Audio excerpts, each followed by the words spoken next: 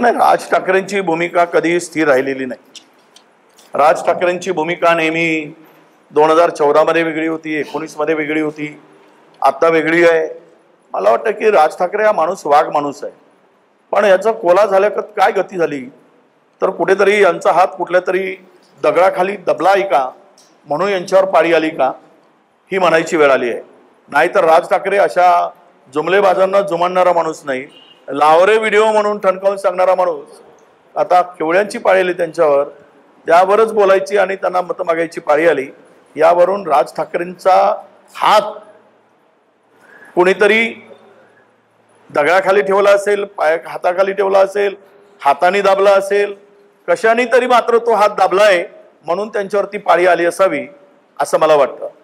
आणि राहिला विषय की ते कोणाचं सभा घ्यावी, कोणासाठी जावं, हा त्यांचा तो वैयक्तिक प्रश्न आहे. भाजपला काही फायदा होणार नाही.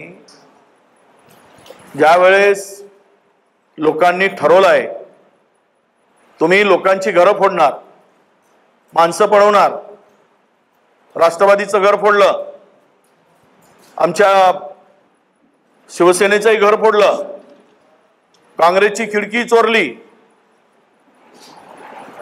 आणि हे लोकांना माहित आहे म्हणून लोकांनी ठरवलं आहे की आता मोदी नकोय आणि राज्यामध्ये त्रिकूट नको आहे हे ठरवलं आहे. त्यामुळे कोणी कितीही काही म्हणू देत. तुम्ही काल पाहिला असाल, एरवी राज ठाकरेंच्या सभांना जो जनतेतील तरुणांचा जो उत्स्फूर्त असा प्रतिसाद मिळायचा तो कालच्या सभेत नव्हता. यावरूनच राज ठाकरेंच्या सभांना लोक कुठल्या नजरेतून बघतात हे आता दिसून आलेलं आहे.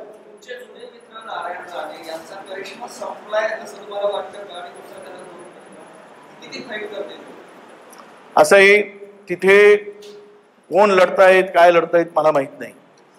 मी आहे तिथेच आहे आणि माझे एकेकाळी ते नेते पण होते, मी त्यांच्या नेतृत्वात काम केलं.